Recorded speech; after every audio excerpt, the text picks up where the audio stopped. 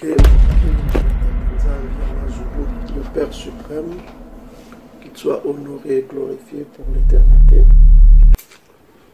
Au nom puissant de Malakima Congo, notre roi qui vient bientôt nous délivrer, Yah Congo. Mes frères et sœurs, c'est avec une joie que je reviens encore aujourd'hui pour vous partager un certain nombre de choses. Tatanza Biamazulu, par sa grâce, par sa bonté et pitié, des élus de son peuple, les élus bantous, qu'il ait pitié aussi des Oba, afin qu'il les amène à la repentance. Comme nous l'avons prêché dernièrement, il est temps pour nous de se repentir, afin d'obtenir la marque de Tatanzam sur le front, qui nous permettra d'échapper au grand jugement, comme l'indique le livre de Apocalypse chapitre 7. Pour que vous échappez à tout ce qui est en train de se passer, vous devez avoir la marque de Tatanzam. C'est pourquoi nous avons toujours prêché la repentance à chacun de vous, afin de vous amener à comprendre un certain grand nombre de choses. Vous qui êtes au-delà du fleuve de l'Éthiopie, comme l'indiquent les prophéties de Ésaïe chapitre 18, versets 1 à 7, de Sophania, Sophonie chapitre 3, versets 8 à 20. C'est vous qui êtes le peuple du Dieu vivant. Nous vous l'avons démontré, il n'y a pas l'ombre d'un doute là-dessus. Dernièrement, je vais vous résumer un peu ce que nous avons dit. Nous vous avons parlé que vous êtes le peuple qui était au désert et vous êtes le peuple qui sera au désert, qui sera jugé face à face au désert avec votre chef Malakima Congo, Yah Congo. L'archange Congo vous jugera face à face. Nous vous avons mis en garde. Faites une introspection dans vos vies. Repentez-vous. Nous vous l'avons démontré. Et aujourd'hui, nous voulons encore vous ramener à d'autres choses pour comprendre un peu ce que nous avons lu dernièrement, le psaume chapitre 81, qui est un psaume très puissant que nous voulons partager avec vous. Donc, pour résumer un peu, on a dit que le peuple qui était dans le désert, c'est le peuple qui utilisait un vocabulaire particulier. Alors, nous sommes allés dans Exode chapitre 17, là où, dans le préambule, il est écrit « Toute l'assemblée des enfants d'Issolélé partit dans le désert d'Intine ». On parle de l'assemblée des enfants d'Issolélé. Et nous avons examiné quel était le vocabulaire qui était utilisé par ces enfants d'Issolélé. Et nous avons vu qu'ils étaient dans un désert. Et quand on est dans un désert, on est confronté à beaucoup de situations. Notamment, sont la chaleur, qui est un mot hébreu. Le désert est un mot hébreu qui se dit tia. C'est un mot hébreu qui se dit tia. Et si vous remarquez, mes frères et sœurs, si vous allez dans les mots hébreux, vous allez voir que il y a un seul peuple au monde qui utilise encore ce vieux vocabulaire de l'hébreu ancien. Le mot désert qui se dit tia. Alors, on va aller avec vous. On va examiner un certain nombre de choses, toujours pour vous donner de la mémoire. Parce que le Saint-Esprit est là pour vous donner de la mémoire. Nous ne sommes pas là pour vous embêter, mais nous sommes ici pour vous amener à la repentance, mes frères et sœurs.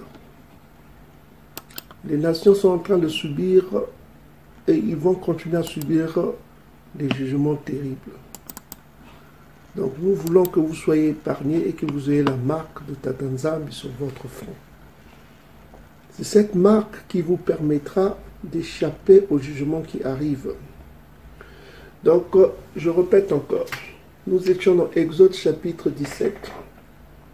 Nous avons vu que le désert en hébreu comme nous vous l'avons montré dans d'autres vidéos, ça se dit Tia, chaleur, feu, désert. Et il y a un autre mot en hébreu qui se dit, un nom en Congo qui se dit Katu. Alors, le mot Tia, qui est H6723, ce mot-là se retrouve dans le vocabulaire des enfants qui sont au-delà du fleuve de l'Éthiopie. Si vous remarquez, chez d'autres Africains, on va noter d'autres Africains, les Igbo disent pour les Chamites. C'est là où il est important pour vous de distinguer les enfants, l'assemblée des enfants d'Isolélé et les autres Africains. Nous avons fait beaucoup de vidéos là où nous avons fait des comparaisons linguistiques pour vous amener à comprendre que, bien que vous soyez noirs, mais vous n'êtes pas les mêmes peuples, vous n'avez pas le même ADN, vous n'avez pas le même intérêt devant la face de celui qui a créé toutes choses visibles et invisibles. Celui qui a créé tout ce qui est visible et invisible s'est choisi un peuple dont le vocabulaire est sémite, dans le vocabulaire et dans la Bible, dans l'histoire et dans la Bible que nous appelons le Koma, qui est la sagesse suprême de Yakongo. Je dis bien Yakongo. Quand je parle de Yakongo, je parle comme si celui qui est au-dessus de nous, c'est le Mfumu, ce Malaki. Donc, vous constatez vous-même sur cet écran, vous avez le désert qui se dit chez les Chamitos, c'est les Soudano-Chamites, les Igbo disent le désert à la Ikpa. Donc, vous voyez que ça ne reflète pas l'hébreu. Chez les Haoussa, le désert se dit Amada, ça ne reflète pas l'hébreu. Chez les Arabes, ça se dit Al-Sahara, ça ne reflète pas l'hébreu. C'est comme le Sahara, quoi. Chez les Yoruba, le désert se dit Assalé, ça ne reflète pas l'hébreu. Chez les Akans, ça se dit Saharé, ça ne reflète pas l'hébreu.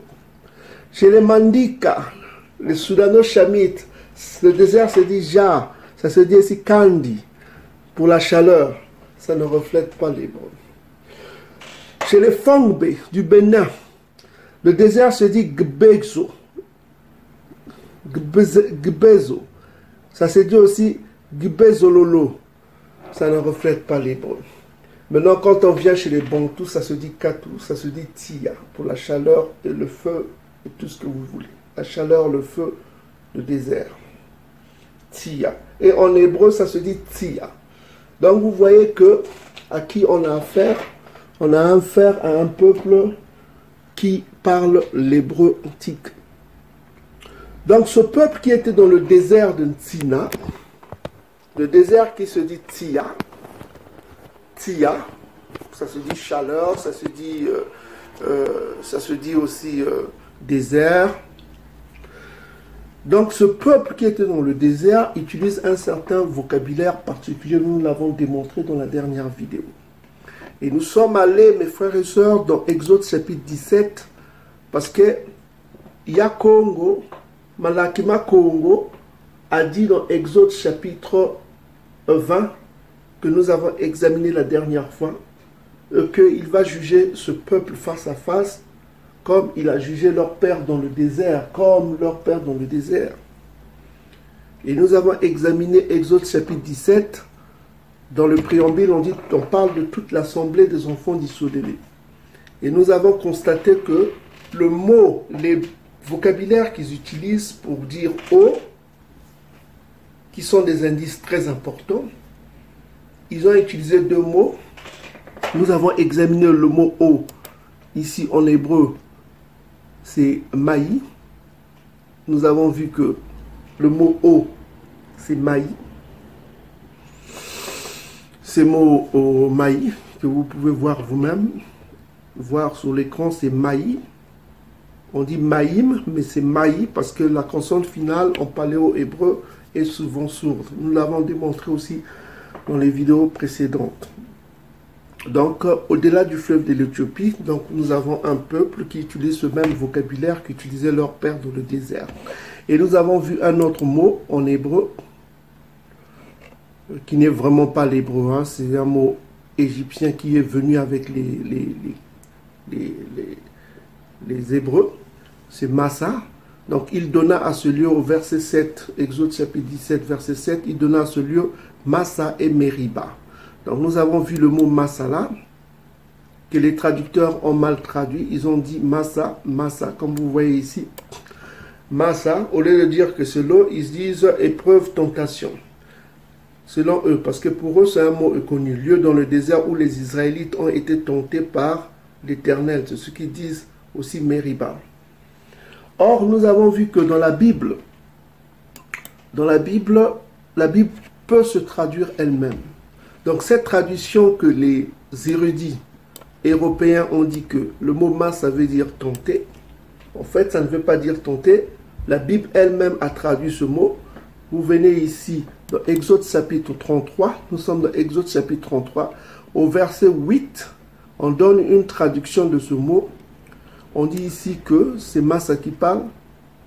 Il dit ici, voilà. Il dit ici que sur Lévi, il dit, les Turim et les Urim ont été confiés à l'homme saint que tu as tenté à Massa et avec qui tu as contesté aux eaux de Meriba, aux eaux de Meriba. Donc on traduit Massa comme eau de Meriba. Donc Massa, ça veut dire l'eau, et Meriba est une localité. Donc vous commencez à comprendre la différence. Nous avons ici le mot eau, et nous avons une localité. Donc vous commencez à comprendre que la Bible peut se traduire elle-même. La Bible peut se traduire elle-même. Donc le Coma a bien traduit que, contrairement à ce que veulent nous dire les Occidentaux, que ça veut dire tentation, en fait, ça veut dire les eaux. Les eaux. Ok, mes frères et sœurs. Donc, il fallait qu'on vous amène à cette compréhension pour que vous ayez vous-même la compréhension de la Bible. Donc, quel est ce peuple qui utilise deux mots hébreux, deux mots pour identifier l'eau, qui est Massa et Maï, comme nous avons vu, Massa et Maï.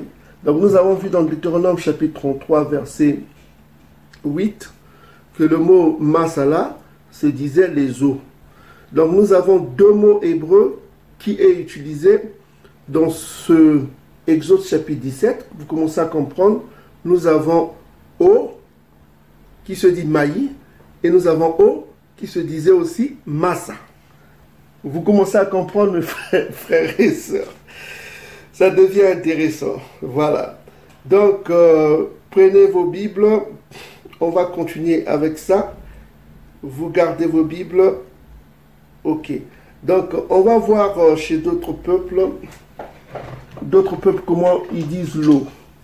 Parce que nous avons vu que le peuple qui était dans le désert, dont on appelait l'assemblée d'Issolélé, c'est un peuple qui utilisait un vocabulaire particulier. Nous avons vu le désert, on se dit en hébreu Tia, et les autres peuples ne disent pas Tia comme désert. C'est le seul peuple qui est au-delà du fleuve de l'Éthiopie qui utilise encore ce vocabulaire pour dire Tia, pour la chaleur. Tia, la chaleur du désert, ou le désert qui peut aussi se dire en Katou. On reviendra là-dessus, sur le mot Katou. Donc, mes frères et sœurs, nous avons identifié ce mot. Ce peuple-là utilisé, qui était dans le désert avec l'archange Congo, Malakima Congo, Yakongo, nous avons pu identifier ce peuple par son vocabulaire. Et la prophétie dit que ce peuple est où? Au-delà du fleuve de l'Éthiopie. Et nous sommes allés au-delà du fleuve de l'Éthiopie. Nous avons examiné le vocabulaire de ce peuple et nous avons trouvé les mêmes mots qui étaient utilisés par leur père pour identifier l'eau. Nous avons deux mots. Nous avons Maï, un vieux mot hébreu, et nous avons un autre mot qui a été utilisé qui est Massa, dont nous croyons que c'est un mot chamite qui est venu avec les Hébreux de l'Égypte, parce qu'ils utilisaient un seul mot hébreu qui est Massa et qui est Maï, parce qu'on trouve ce mot-là dans la Genèse chapitre 1, ce mot Maï, on trouve encore ce mot, et nous avons un autre mot qui a été utilisé pour identifier l'eau qui est Massa. Et nous sommes allés dans Deutéronome chapitre 33, verset 8. Là, on a dit que le mot massa se disait aussi pour identifier l'eau, pour les eaux, mes frères et sœurs. Donc, mes frères et sœurs, nous sommes dans la bonne voie et nous allons examiner comment les autres peuples identifient l'eau pour comprendre à qui on a affaire. Parce qu'il est important que chacun de vous comprenne, ne vous trompez pas, parce qu'on vous a montré les nations, on vous a montré toutes les nations. On vous a montré toutes les nations, les Cananéens, les tout ça, on vous a montré toutes les nations, afin que vous fassiez des bons choix dans vos vies. Ok? Afin que vous ne tombiez pas dans le péché des relations interraciales, des mariages interraciales, que vous ne vous trompez pas, que vous vous dites que oh, ça c'est mon frère, ça c'est... Non, non, non, non. Il faudra que vous fassiez attention. Que vous preniez des bonnes décisions parce que vous êtes le peuple choisi du Tout-Puissant. Le Tout-Puissant vous a aimé et le Tout-Puissant vous a donné ses lois afin que il vous épargne du jugement. Ok, du jugement à venir. Alors, nous allons aller aussi dans Nombre chapitre 20 pour voir toujours que le mot masala se disait eau. Nombre chapitre 20, on va aller dans Nombre, on l'a vu dans Deutéronome chapitre 33 verset 8, le mot massa se disait eau. On va aller dans Nombre chapitre 20 rapidement pour voir aussi toujours que le mot massa se disait eau. Voilà, donc la Bible se traduit elle-même. Vous n'avez pas besoin des intellectuels européens, ainsi parle Edom, pour vous aider. Il faut aller vers l'esprit Congo. L'esprit Congo va vous guider dans tout. Si vous avez l'esprit Congo, Congo va vous guider dans la compréhension du commun. Alors, le commun dit ici, dans Nombre chapitre 20, verset 13, on voit que Meriba est une localité et Massa se définissait comme eau. Donc, on va voir au verset 13, nous sommes dans Nombre chapitre 20, verset 13, verset 13, et puis on va aller au 24 aussi. Donc on dit ici que, toujours en parlant de ce qui s'est passé dans Exode chapitre 17, on dit ici que ce sont les eaux de Meriba où les enfants d'Isolélé contestèrent avec Yakongo qui fut sanctifié en eux. Qui fut sanctifié en eux. Donc ceux qui étaient dans le désert avec Massa, ce n'est que le peuple qui utilise le vocabulaire pour on dit ici les eaux de Meriba. Donc Massa, Meriba. Comme Massa, Meriba, là, ça veut dire eau de Meriba. Massa, Meriba, ça veut dire eau de Meriba qu'on a vu dans Exode chapitre 17, verset 7. Donc on voit que la Bible se traduit même. On dit que les eaux de Meriba. Donc Massa, Meriba. Massa, Meriba, là, ça veut dire les eaux de Meriba. Donc Massa Meriba dans Exode chapitre 17 verset 7, ça veut dire les eaux de Meriba. Là, Nombre chapitre 20 verset 13 nous le traduit facilement. On va aller dans Nombre chapitre 20 verset 24, va encore le traduire. On dit ici, Lona, qu'on appelle Aaron, va être recueilli auprès de son peuple, car il entrera point dans le pays que je donne aux enfants d'Isolélé, parce que vous avez été rebelles à mon ordre aux eaux de Meriba. Aux eaux de Meriba. Donc les eaux de Meriba, toujours traduit comme Massa Meriba. Les eaux de Meriba, ça a été traduit. Les eaux de Meriba, c'était un autre mot des eaux de Maï qui a été traduit comme Massa. Dans Exode chapitre 17, verset 7. Donc on commence à voir clair que deux mots hébreux étaient utilisés par les enfants d'Isolélé dans le désert pour identifier l'eau. Il y avait le mot maï que nous avons vu en hébreu et nous avons le mot massa qui est un autre mot pour identifier l'eau. Donc ce que nous allons faire rapidement, nous allons identifier les peuples qui sont en Afrique, parce qu'il y a beaucoup d'ethnies en Afrique. Hein. Donc on va examiner les grandes ethnies qui ont formé les grands royaumes en Afrique pour identifier quel est le peuple dont on parle. Donc on voit le peuple Akan qui sont les Horites, qu'on a identifiés comme les Horites.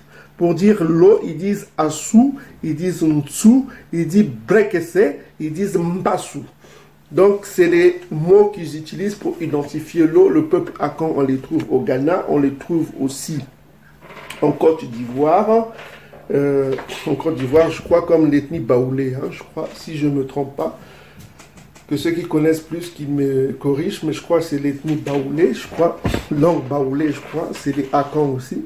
Donc nous avons des Akans, des Tui, qui utilisent, des Akans qui utilisent Assou, Ntsu, Mbrekese, Mbassou pour identifier l'eau. Donc on voit que ça ne les concerne pas, ce n'est pas eux qui étaient dans le désert. Donc on voit les Mandika, ils disent pour l'eau, c'est Di, ils disent Dio. Donc on trouve ces mêmes ethnies mandinkas soit au Sénégal, toujours en Afrique de l'Ouest, on trouve aussi ces ethnies en Côte d'Ivoire aussi. Donc on voit que ça ne les concerne pas, ce n'est pas le peuple qui était dans le désert avec Massa. Donc on voit chez les Fon du Bénin, les Fon B du Bénin, qui est une grande ethnie au Bénin, pour dire l'eau, ils disent Sinounou. Donc on voit qu'ils disent Logungu, ils disent Sin, ils disent Sun. Donc on voit que ce n'est pas le peuple qui était au désert avec l'archange Yakou. Maintenant on va aller plus loin. On va voir un autre peuple avant qu'on rentre chez les Bantous. On va descendre un peu en bas. On va voir d'autres peuples. On est en bas là. On va finir avec les Bantous. Donc on voit que chez les Yoruba, l'eau se dit Omi. Donc on voit que les Yoruba ne sont pas le peuple, les Yoruba du Nigeria ne sont pas le peuple qui était au désert avec l'archange Yakongo qui ont contesté avec Massa dans Exode chapitre 17. Ils n'étaient pas là, ce n'étaient pas les Yoruba. On va voir encore un autre peuple, un des grandes ethnies en Afrique qui ont construit des grands royaumes, les Igbo. Pour dire l'eau, ils disent Mimri. Donc on voit que ce n'est pas les Igbo qui étaient dans le désert avec l'archange Congo et Massa, qui est notre nom de Moïse. Donc on voit chez les Arabes, l'eau se dit Man, Man. Donc on voit que ce n'est pas les peuples arabes qui étaient dans le désert avec l'archange Congo, avec celui qu'on appelle Moïse. Donc on voit chez les Amhariques qui est une langue parlée en Afrique de l'Est, en Éthiopie. Pour dire là, ils disent Wiha. Donc on voit que ce n'est pas les Éthiopiens, les Éthiopiens qui parlent amharique, les Amhariques qui sont en Éthiopie, ce n'est pas eux qui étaient dans le désert avec Massa. Ce n'est pas le peuple d'Éthiopie là-bas, les qui étaient dans le désert avec Massa. En yiddish, les Kazakhs actuels, ceux qui se disent juifs, les juifs des chrétiens du dimanche, les juifs des protestants, les juifs des catholiques, les juifs des témoins de Jéhovah, ceux que les christianismes édomistes considèrent comme juifs, ceux qui sont en Palestine, pour dire l'eau, en yiddish, ils disent Weiser. C'est comme en allemand, Weiser. Donc on voit que ce n'est pas ce peuple qui était dans le désert avec l'archange Congo et avec Massa. Chez les Haoussa, une autre ethnie nomade qui est dispersée, que nous pouvons considérer comme les Madians, mais nous n'avons pas encore de certitude parce que nous faisons une étude sur ça. Les Haoussa, pour dire O, ils disent Rua. Donc on voit que ce n'est pas les peuples nomades Haoussa qui étaient dans le désert avec l'archange Congo et avec Massa. Chez les Diola, qui est une langue qu'on trouve en Gambie et en Guinée, Bissau, je crois, beaucoup parlé par les Peuls aussi, je crois. Donc, pour dire l'eau, ils disent Moumélan. Donc, on voit que ce n'est pas eux, les Peuls et tout ça, qui étaient dans le désert avec Massa, avec l'archange Yakongo. Quand on voit chez les Bété, qui est une ethnie qui existe en Côte d'Ivoire, qui dit, pour dire l'eau, ils disent New. Donc on voit que ce n'est pas les Ivoiriens là qui sont les BT qui étaient ensemble en Côte d'Ivoire, qui étaient dans le désert avec Massa et avec l'archange Yakongo. Chez les Wolofs, qui est une ethnie ouest-africaine, qui est une grande ethnie, une ethnie ouest-africaine, que on a vu que beaucoup d'intellectuels comme Kate Anta Diop a prêché le Wolof comme une langue égyptienne. Pour dire l'eau, ils disent Ndo au singulier. Pour les eaux, au pluriel, ils disent Ndo avec X à la fin, Ndo. Donc on voit que ce n'est pas le peuple qui était dans le désert avec Massa. Ce n'est pas ces Africains-là. Maintenant, chez les Sénoufos, c'est une ethnie qu'on trouve soit en Côte d'Ivoire, qu'on trouve aussi au Burkina Faso. Pour dire l'eau, ils disent Logo. Donc on voit que ce n'est pas ces peuples-là qui étaient dans le désert avec l'archange Yakongo, avec Massa. Donc, dans Exode chapitre 17, verset 17 à 1, on dit toute l'assemblée des enfants d'Isolélé qui étaient dans le désert de Ntsina. Mais qui était ce peuple? Quel est le vocabulaire qu'ils utilisaient, mes frères et sœurs? Quel est le vocabulaire qu'ils utilisaient? La prophétie vous dit, dans Ésaïe chapitre 17, Ésaïe chapitre 18, verset 1 à 7. Qu'est-ce qu'ils vous disent? Au-delà du fleuve de l'Éthiopie, le peuple puissant. Le peuple puissant. Les termes, le peuple des fleuves. Que vous disent la prophétie? Le peuple, là où il y a des fleuves, ils apporteront les offrandes. Ésaïe chapitre 18. Sophonie chapitre 3, verset 10 à 20. L'archange Congo dit que mon peuple est dispersé au-delà du fleuve de l'Éthiopie. Ils m'apporteront des offrandes. Je ramènerai leurs captifs. L'archange Congo l'a dit, mes frères et sœurs. On a vu que tous ces peuples, que ce soit les Arabes, que ce soit les Ouest-Africains, que ce soit l'Afrique de l'Est avec les Éthiopiens, tous ces peuples n'utilisent pas ce vocabulaire qu'utilisait le peuple qui était dans le désert. Mais quel est ce peuple qui était dans le désert, mes frères et sœurs? Quel est ce peuple qui était dans le désert? Quel est le vocabulaire qu'ils utilisaient? On vous l'a démontré, il y a deux mots qu'ils utilisaient dans leur vocabulaire pour identifier l'eau. L'eau qui était une denrée rare dans le vocabulaire. On a vu que le désert se dit Tia, Tia, Tia. C'est la chaleur. Chez le peuple qui est au-delà du fleuve de l'Éthiopie. Pour la chaleur, pour le feu, c'est Tia. Et c'est le même mot hébreu. Hébreu pour identifier la chaleur et le désert. Et quand on a soif dans le désert, on a besoin de quoi? De l'eau. Et ce peuple-là utilise deux mots hébreux pour identifier l'eau. Les eaux de Mériba, on a vu que les eaux de Mériba se disaient Massa et Mériba. Quel est ce peuple qui utilise l'eau pour identifier l'eau Massa? Les Congo. Quel est le peuple qui identifie l'eau pour identifier l'eau? C'est Maï, les Ngala. Qui était dans le désert, mes frères et sœurs?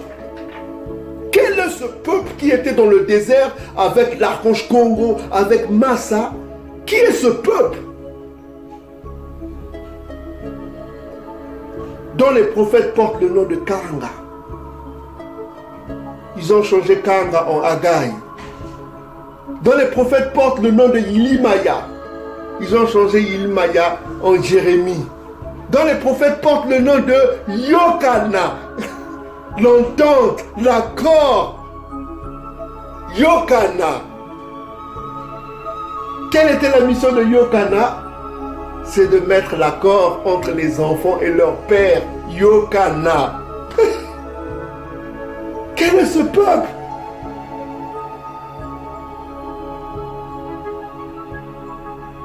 ce peuple.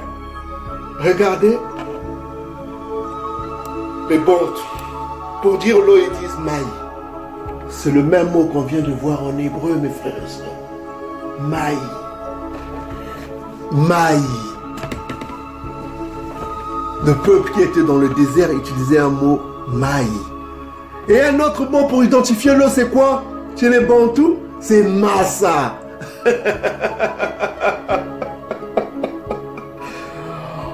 Congo. Donc, mes frères et sœurs, la bataille ne vient que de commencer. On va passer à la vitesse supérieure. Les prochaines révélations vont faire mal. On va passer à la vitesse supérieure. On va passer à la vitesse supérieure. Soyez prêts. Parce que les secrets qu'on va vous révéler, personne ne va vous révéler ces secrets. Personne ne va vous révéler ces secrets. On vous a révélé un secret qui vous a fait mal. La maison de Congo à Jérusalem, il y avait une maison. On appelait le peuple de Jérusalem la maison de Congo.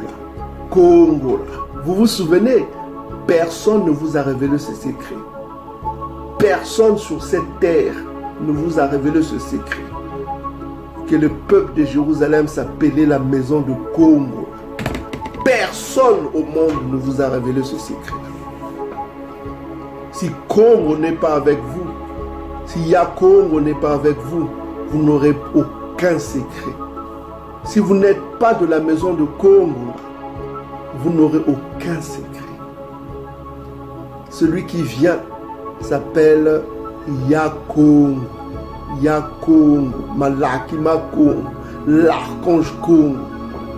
Retenez bien ce mot-là, Congo. C'est un mot puissant. Celui qui vient s'appelle Yakongo. Yakongo, Malaki Makongo. Retenez bien ce mot, Congo. Congo. Donc, mes frères et sœurs, soyez bénis. Soyez bénis, mes frères et sœurs. C'était que ce que vous devez comprendre. Pour ceux qui parlent anglais, je vais parler rapidement pour nos frères et sœurs qui parlent anglais. For our brothers and sisters who speak English, we're going to break it down in English in our official website to make you understand who are the people of Israel and the great secret we wanted to share with you. Donc, béni soit le saint nom de notre Père suprême qui est à Tanzanie, bien majoli, au nom puissant de Yakongo, Malaki Makongo, qui nous démontre ses secrets, beaucoup de secrets. Donc, n'ayez pas peur, peuple Bantoua, que tous ceux qui vous disent que tous les Noirs sont les mêmes, méfiez-vous d'eux. Donc, on a identifié le peuple qui était dans le désert. C'est le peuple qui utilise un vocabulaire particulier. Soyez bénis, peuple Bantou. Soyez bénis, peuple Bantou, partout où vous êtes. N'ayez pas peur. Ok? Je sais ce que je dis. Les Bantous, tous les Bantous seront ressuscités et jugés. Soyez bénis. Matoun. On revient bientôt pour des grands secrets. Soyez prêts. Matoun.